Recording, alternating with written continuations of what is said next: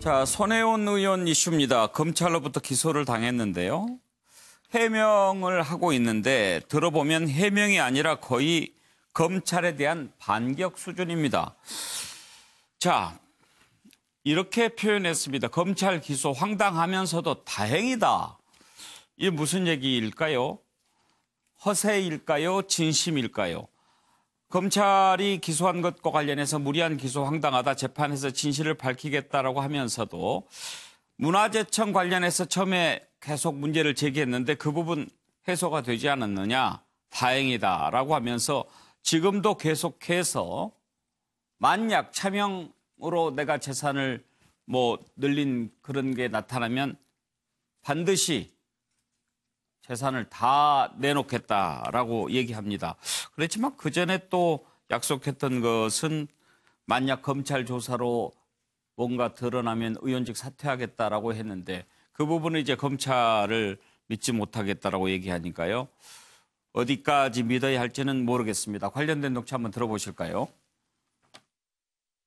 그 보안문서의 시작이라고 하는 게 5월 18일입니다. 네, 그렇게 되어 있습니다. 광주의 5.18 행사를 보고 갔기 때문에 그날은 정확하게 모두가 기억을 하는데 제가 목포를 간다니까 시장께서 담당자들하고 함께 저를 만나러 부도심으로 오셨어요. 오면서 A4 용지 2장을 반을 접은 그런 것들을 해온 것을 나중에 확인했습니다. 그것은 저는 설명만 듣고 바로 나왔기 때문에. 그런데 제 조카성으로 하여금 목포에 집 3개를 사게 한 것은 그 이전에 3월 4월이었습니다. 그러니까 제가 보안 문서를 보고 목포에 그 부동산을 사람들로 하여금 사게 했다라는 것 자체가 성립이 되지 않는 것이죠. 저는 기억이 없었는데 우리 보좌관이 이제 그걸 갖고 있었는데 이제 하드들 얘기가 나오니까 나중에 이제 그 물건을 다시 프린트를 해서 제가 받았어요. 네, 나중에 보니까 이제 그 글씨도 작아서 보이지도 않아요, 저는. 그런데 그 내용을 그걸 보안 문서라고 붙인 것 자체가 제가 보기엔 검찰에서 큰 실수를 한 것 같다는 생각이 듭니다. 왜 그렇게 생각하십니까?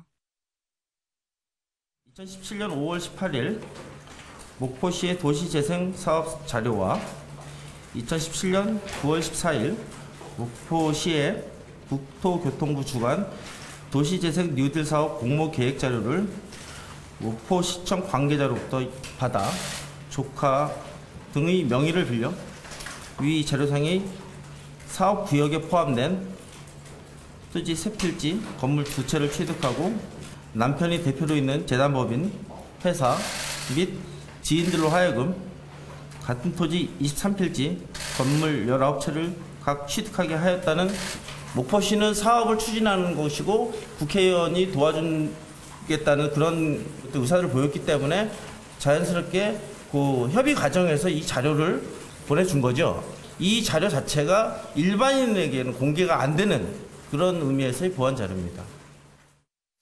자, 노익희 변호사, 이제 첫 번째 논점이 이런 겁니다. 지금 손혜원 의원은 검찰이 보안 문서를 가지고 이렇게 투기에 활용했다라고 주장하는데 이거는 보안 문서도 아니다.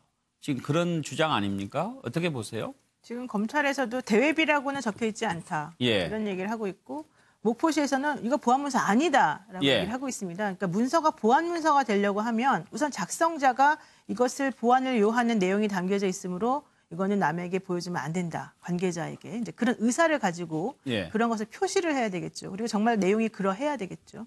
근데 지금 그 목포에서 얘기하고 있는 것은 당시 만들어진 자료는 그 주민들에게 설문조사 비슷하게 해가지고 어떠한 곳에 어떤 식으로 우리가 이제 이런 거리를 조성하는 데 필요한 것을 하면 좋겠습니까? 물어본 자료들을 정리해 놓은 것이라고 하는 건데요.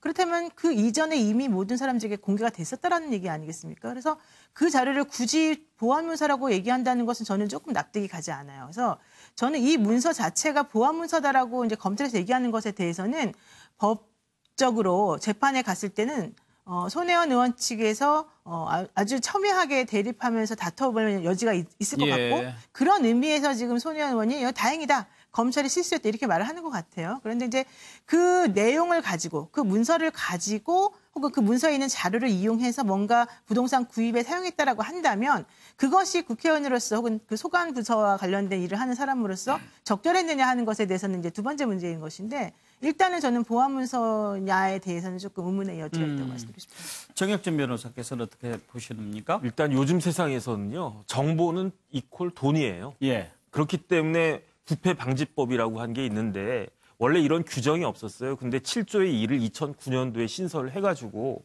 공직자가 업무 처리상 알게 된 비밀로 돈을 벌게 되면 그러면 그거는 부정행위니까 처벌하겠다. 이렇게 되는 거거든요. 왜냐하면 공직자는 사실은 정부의 돈을 갖다 쓰는 사람 아니겠습니까?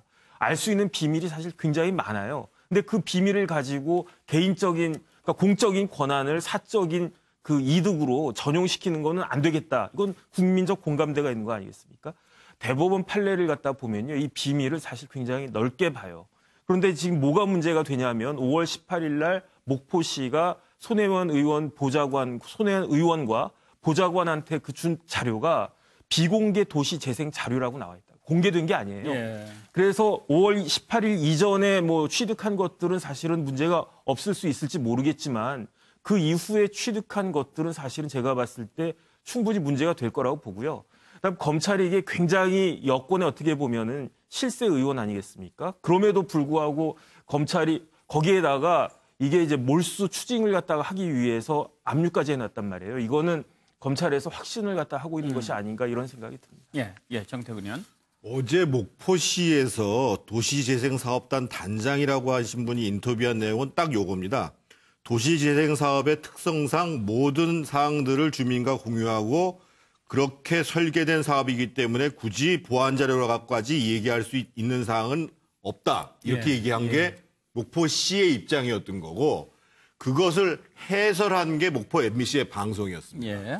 그래서 그 지금 목포시의 해명 내용과 관련해 가지고 실제 목포시 자체 내에서 사업이 확정되는 과정은 그해 12월 달이었습니다.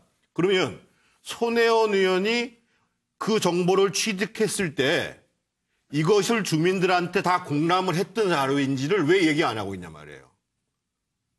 제가 보기에는 목포시의 대응이 이해가 안 가요. 만약에 손혜원 의원이 얘기한 것처럼 공개된 자료다. 그러면 이 자료는 언제부터 공람을 했다라고 밝혀야 될 거 아니겠어요. 그렇게 밝히지 않고 있어요. 그러니까 대위 문건은 아님에도 불구하고 그 시점까지 공개되지 않았던 자료는 분명한 겁니다. 따라서 제가 분명히 말씀드리는 게 그거예요. 계속 그렇지 않고 남들보다 먼저 그 자료를 입수하지 않고서는 그 지점에 그렇게 정확하게 21채씩이나 구역을 계속 축소했음에도 불구하고 자기와 지인들이 21채를 구입할 수가 있냐는 거예요, 기본적으로. 그런데 이제 그 손혜원 의원은 자기가 그 보안문서라고 하는 것을 본 게 5월 18일인데 거기에 그 샀던 것은 3월이라고 주장하잖아요. 예. 그거는 이제 뭐 견주 보면 알겠죠. 뭐 재판 과정에서 그것을 5월하고 11월인가 두 차례 어떤 자료에 대한 얘기가 9월 하고요. 나오고 있는데 실제로 본인이 그 이전에 그것을 샀다면 근데 다만 이제 그것에 예를 들면 20채나 21채 중에 어느 정도가 3월 아마 이전에 샀는지 그 이후에 산 건 무엇인지 아까 우리 정 변호사 말씀처럼 그렇게 되는 부분이고 저는 그 부분보다 더 핵심적인 것은 사실 이해 충돌의 문제에서 벗어날 수가 자유로울 수가 없다는 거예요. 이게 문화를 전문하는 사람은 문강의 부분은 항상 그렇습니다. 전문가가 가기 때문에 사실은 그게 이해충돌과 항상 연계될 수 있거든. 다른 상임도 그럴 수 있습니다만 자기는 도와준다고 정책적으로 제안했는데 여기서의 문제는 본인은 그렇게 생각하시는 것 같아요. 목포라고 하는 구도심에 다 죽어가는 것을 살리기 위해서 내가 도움 주는데 내 사재를 털어서라도. 털어서라도 내가 뭐 이익 보려고 했으면 압구정동에 아파트 청약했으면 됐지. 굳이 뭐 그 돈 몇 푼 안 되는 걸 몇십 채까지 사서 겨우 이제 이런 말씀을 얘기죠. 하시는 건데 그럼에도 불구하고 아무리 선이라 하더라도 문제는 법적으로 실제로 장성장이나 이런 것을 고치는 비용이라든지 이것이 정확하게 차명으로 된 것이라고 하는 법적인 측면에서 자유롭지 못하는 거하고 상임에서 적극적인 질의를 통해서 자기 의도한 질문에 자기가 투자를 했다는 부분에서는 그렇게 자유로울 수 없다. 그게 핵심인 것 같습니다. 우리가 사람 속을 알 수가 없으니까요. 돈을 벌려고 했으면 강남에 땅을 샀을 것이다. 뭐 그렇게 이야기하지만 그때 강남에 안 사고 당시에 목포에 이렇게 땅을 샀을 때 강남에 투자했던 것보다 더 많이 벌 수 있을까 봐 했는지도 모르는 거죠, 뭐. 그것은 그건 알 수가 없는 일이니까. 이제 다오간 그래도 검찰은 뭔가 적절하지 않은 그런 것이 있다고 보는 검찰은 거죠. 검찰로서 자기 법에 있는 규정대로 밟아가는 것이니까 그건 최종적으로 실제로 재판관 앞에서 따져야 될 문제라고 보여집니다. 권혁기 관장은 검찰 기소 그리고 손혜원 의원의 항변 어떤 시각에서 보십니까? 일단 뭐 현재 무소속이긴 하지만 이제 민주당 출신 의원이기 때문에 민주당원으로서 좀 많이 착잡한 마음이 있고요. 앞서 이제 패널들이 말씀하신 것처럼 목포의 재생 사업이라는 어떤 나름 좋은 의도에서 시작은 됐으나 결국 본인과 그 주변인이 아닌 정말 그 뜻을 그대로 따르는 일반인들 제3자가 투자를 했었으면 정말 아름답게 끝날 수 있는 일이 결국은 이렇게 법정 공방까지 가게 됐습니다. 당사자와 검찰의 입장이 대립되기 때문에 진상은 법원에서 다퉈야 될 것 같습니다. 자, 최경철이요. 네, 선한 의지는 있었던 것 같아요. 아무도 거들떠보지 않는 그 시골 마을의 거리들, 적산가옥에 대해서 문화적 가치를 높이 평가하는 것은 아주 선한 의지가 있었다고 봅니다. 하지만 결국에는 국회의원은 예산을 편성해서 재정을 내려주고 법안을 심사해서 그 목포의 거리가 제대로 클 수 있도록 많은 제도적 요건들을 갖춰주는 것이 국회의원의 역할인데 직접 뛰었던 것이 화근이었죠. 결국 직접 뛰었던 것에 대해서 결국 심판이 아니고 내가 직접 운전 한번 해볼게 하고 들어갔던 것은 분명히 사과하고 앞으로도 이러한 그 행위들은 국회의원들이 하지 않아야 되기 때문에 검찰도 수사를 명명백백히해서 반면 교사로 삼아야 할 것 같습니다. 오늘 뉴스와이드 여기까지 하겠습니다. 감사합니다.